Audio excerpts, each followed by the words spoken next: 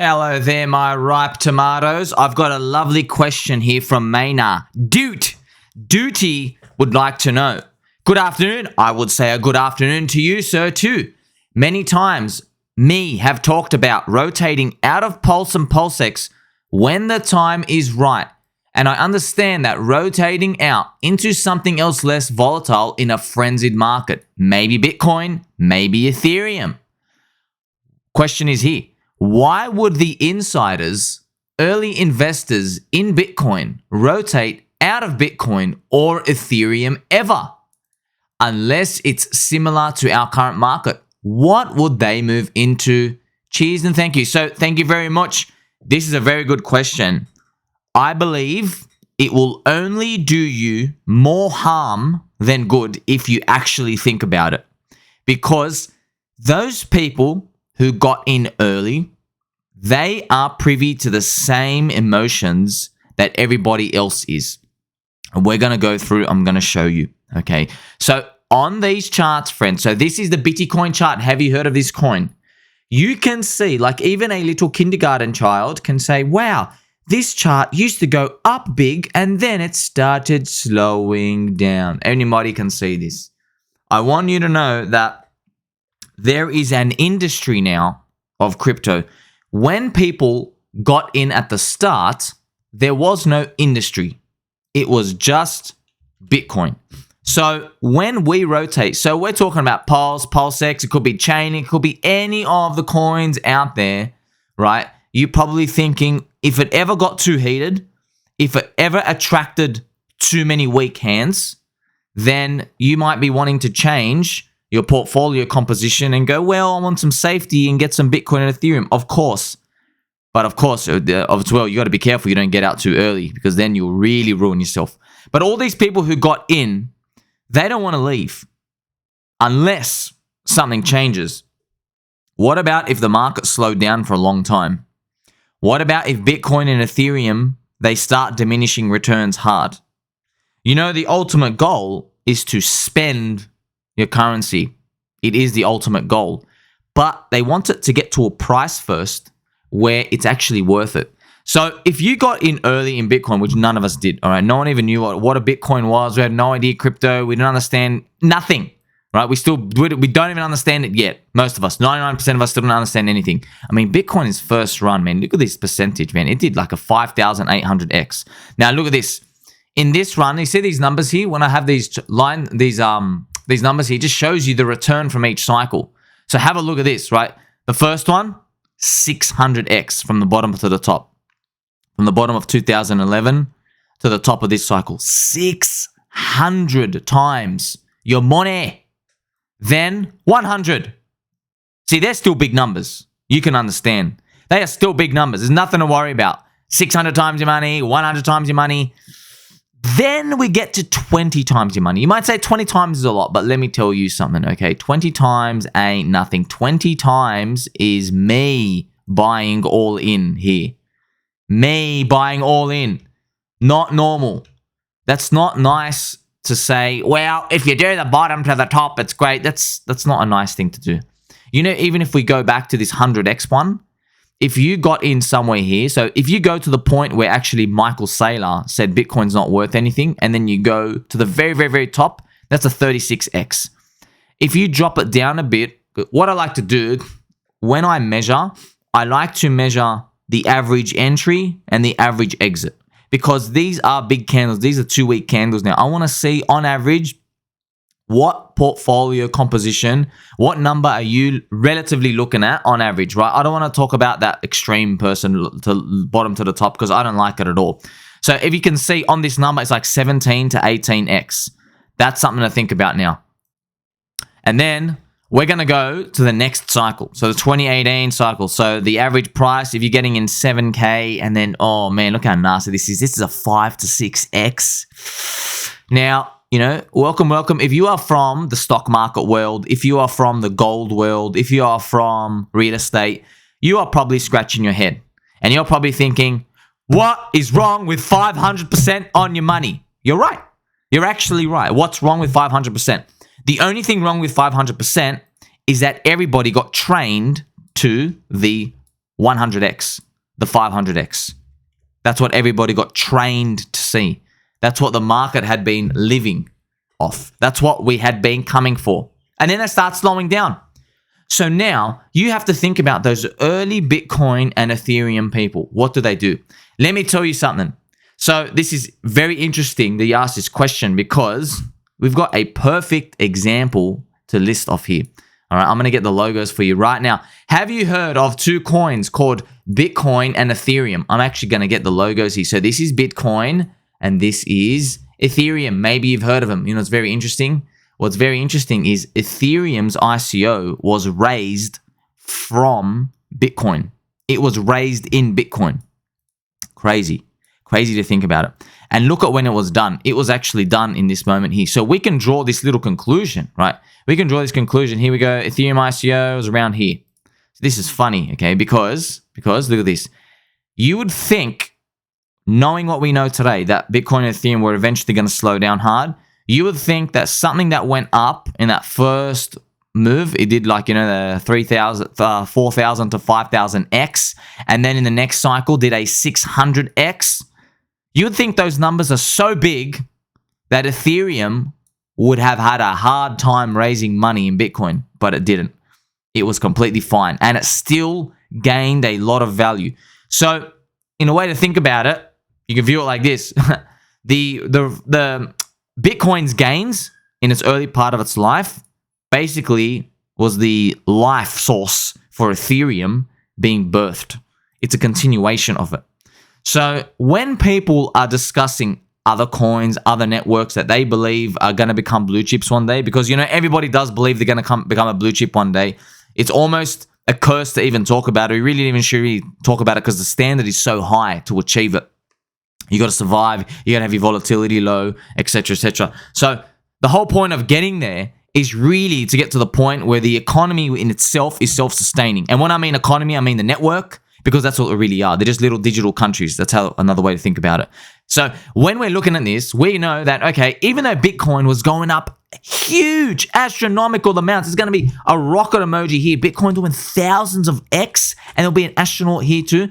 There's thousands of X, didn't stop it at all. People still rotated out to birth something new. So if there comes a new technology point where we can do a real improvement on Bitcoin and Ethereum, and I know it sounds crazy. No one believes it's possible. Everyone thinks that's impossible. But hey, whatever happens, that'll be such a great moment for all of us because we're in early. We understand crypto and we can get in. We can kind of see the pieces moving together. It'll be our chance to kind of get in. But for everybody else, like, did you know about Bitcoin in 2011? Did you know about Ethereum in 2014 and 15? You didn't. Okay, so we probably will have a chance because these, at the end of the day, they're commodities, and commodities, their values, the supply of them gets higher over time. Even though we're trying to program these to get more scarce, the truth is, as technology improves, we can start to slowly replace the best parts of Bitcoin and Ethereum. Of course, what I'm saying here goes against the whole religion because at the end of the day, Bitcoin will always say, we are decentralized. You can't copy that. You can't copy that. Max Kaiser calls Bitcoin a immaculate conception. Never can be done again. Ethereum, right? When they started with proof of work and then they moved forward with time and now they're sending decentralized block space, they will say the exact same thing. But here's the bet. The bet is for the Ethereum party that everybody just keeps using the layer 2s. Well, let me ask you this. In the future, what if more and more layer 1s appear? What if it just so happens that different groups form around different layer 1s? What if we have different affiliations on different layer 1s? What if the technology improves such that different chains can talk to each other faster? And it kind of doesn't really matter whether you're on Ethereum or Polkadot or PulseChain or anything else. What if it just comes down to the application? It's almost the same as businesses in the world. Like, if you make a really good product, it doesn't matter whether your head office is in Shanghai or New York or somewhere in Ireland. Maybe a bit for tax purposes, but does it really matter if the product is good, right? But I'm now thinking years into the future now. We're taking incremental changes to get there and steps, which is fantastic, by the way. This is what we want to see, right? The slower this goes, I know it's crazy, the slower it goes, the better, because as we move up in steps, if me and you can identify a step before it happens, while we're traveling a long time, there's going to be a step function upwards, which means an improvement, then we can get in. For example, this is why we're in PulseChain, PulseX. We believe this is a step up from like Uniswap. It's got better features. It's like looking after the community, right? With the buy and burn, with the yield farming. You get the point. And so you can also, I have another example to show you. You can also look at gold, right? The industry of gold. There should be a gold emoji here somewhere. We're going to have to use here we go. Gold coin. Gold has an industry. Gold is the blue chip. Gold doesn't move that much as well relative to anything else. So gold's volatility is quite low, right? On average, it's meant to be the safety. But gold has a whole industry. Gold has poop coins. Gold has many gold poop coins, right? Which is the gold miners, right? Gold miners. These are specky miners, right? These are absolutely insane. So I'm gonna have to do a poop, and we're gonna have to do rocket emojis as well. So even if you listen to Peter Schiff, people always talk to him sometimes about altcoins. And he says they're all worthless. He says, if you want super risk, then go to the gold speculative miners. Try to find a company that owns a mine. And if the price of gold goes up, like let's say gold starts going up in the industry, starts going up, well, you might get literally some 20x, 30x, 100x winners in the gold speckies. But it needs the base to go up, right? So that's why we kind of attribute Bitcoin to the whole industry like this. If Bitcoin goes up, it basically enhances the whole industry. And now Ethereum's obviously trying to do the same. So when they go up, basically like just boosts everything up. So the people in this system, they still hold gold, but they try to make more gold. It's literally the exact same game that we play.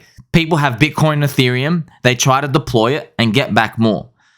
Of course, this is different though. We have technology here. See, gold can't be replaced. Gold is the gold asset. It's been around for 2,000 years. But the problem, here's the thing, right? See how everybody says, Bitcoin is the oldest. Bitcoin's been around for so long. Wow, 2010. Think about this. Think about the year 2035. Do you really care whether something was made 2009 and 2014? You don't really care because 2009 is Bitcoin. 2014 is Ethereum. But by the time in 2035, you don't care. You're like, whatever it does its job best. You don't even care what you're doing. So this is another important aspect to think about. And decentralization, there might be new techniques. This is what people don't know. There might be new techniques of how we do things in a decentralized way. Because I'll tell you one thing, from the bottom of my heart, I promise you this. If you got to remember this for the rest of your life, I'm going to have to tell you this every single time. But you just remember this, okay? In every single mania through the history of mankind, I'm talking 1890s, there were train stocks. There was the Great Depression, the miracles. There was technology boom, 1999. Every single great boom, there's always the same mistake made by retailers at the tops. Do you know what that mistake is? The number one mistake is to underestimate competition. I'm going to write that down. The number one mistake made by retailers is to underestimate competition. By the way, it's not just retailers, it's funds. It's funds, it's investors, it's everybody who just buys the tops. Every single time. In train stocks, in technology, every single big narrative that overtook retailer imagination and overtook the investors market, people underestimated what competition would do. They thought they were going to be the only round in 5 to 10 years. So what they actually were doing is they were mispricing the value of other humans out there, which is true. Like if you have a great idea, I mean, you know, a perfect example is, I mean, we can look at Richard Hart ourselves, friends. Like Richard Hart, I mean, you have these coins here. Look at this, okay? Because this is so easy for us to understand, right? Hex, where did he get the inflation measures, the yield, how it works? All from Bitcoin, right? He improved on Bitcoin. That's what Richard Hart did. He went to Bitcoin and did it. Now, of course, some people laugh. They go, "Oh, what do you mean? Bitcoin's got nothing to do with it." Doesn't matter. If he did it, if someone out there might say, "Oh, Hex is going to zero," whatever. But someone's eventually going to try tweak Bitcoin in a different way. This adds more threat to it. What about PulseX? Came from Uniswap, Pancake, enhanced the features. What about PulseChain from Ethereum? You see this? So who's to say that everything we're looking at today with all the whole crypto industry doesn't get improved on itself again? So when you come to deploying, right, when you come to deploy your Bitcoin and Ethereum, they're blue chips today, but we don't really know what's going to happen in the future. This industry moves so fast. What people say are blue chips and what they think are blue chips, they're not doing their job, friends. Because look at this, look at this. At the end of the day, at the top of, look, we've seen this too many times now, okay? Bitcoin's not, how can we even really call Bitcoin a blue chip when it freaking is still dropping? You know, it drops 85%, it drops 70, 80% in this bear market. Can you call anything a blue chip that drops 77, 80%? You can't. You can't at all. So you then have to wonder, why are you even being held? Why? You know? And you might say, okay, there are different reasons. You know, the decentralization factor, the immutability, the fact that it's super stable. If it does fill a role, it does fill the role. But the people who it fills a role for, man, they're already in. What do you mean you care about? Oh, I want something super decentralized. Like, me and you aren't the countries that are going to be transacting in it. We don't care, right? And even if the countries do it, are they going to start FOMO buying Bitcoin to like 2.5 million? I hope so. But we already know if they do that, they're going to enrich people enough to go deploy anyway. So it's a win-win with altcoins, really, when you think about it, right? Because if Bitcoin goes to zero, we all go to zero anyway. But if Bitcoin goes up to 100K, we're a leverage multiplier on it. So we're ahead of the game. But it's a good question to ask, because you're probably thinking, okay, well, you know, what's the end result of this? Well, honestly, we don't know, and we'll never know. This is why, potentially, at the end of the day, I have absolutely no problems. I mean, hey, at the end of the day, you really can't go wrong. You consider your blue chip as like this pocket of Bitcoin and Ethereum, and that's the best we can do. There is obviously no correct answer right now. We are just guessing. That's why there might come a point where someone invents something really cool, new tech, that can help mitigate your downside risk. I'm going to speak more about this in another video, but a lot of these things are changing. There's money moving around, mixing and matching. The whole banking institution is getting destroyed. But at the end of the day, don't forget, you know, we're not early to Bitcoin and Ethereum, no matter what we do. Even though I was buying Ethereum at $180. Okay, so it's not like I was like I was buying Ethereum down here. It's not like I'm even like buying the top or anything. But I can even just tell you, man, there are people, they're in that $3, they're in at $5. A lot of the insiders getting all the ICO allocations. All right, so that's a sign to us that we're still on the right track. But at the end of the day, really what it comes down to is, what's going to be the next crypto tech innovation? Because everybody in Bitcoin and Ethereum believe Bitcoin and Ethereum. So Bitcoin camp believes it's going to be a Bitcoin upgrade. Ethereum camp believes it's going to be an Ethereum upgrade. But what's most likely going to happen is it's going to be just a big fat question mark. It's going to be something new, right? Something new entirely. Something new entirely is coming. And what that is, we're going to have to wait and see. Like, subscribe, bell button, or I'll catch you to the next one.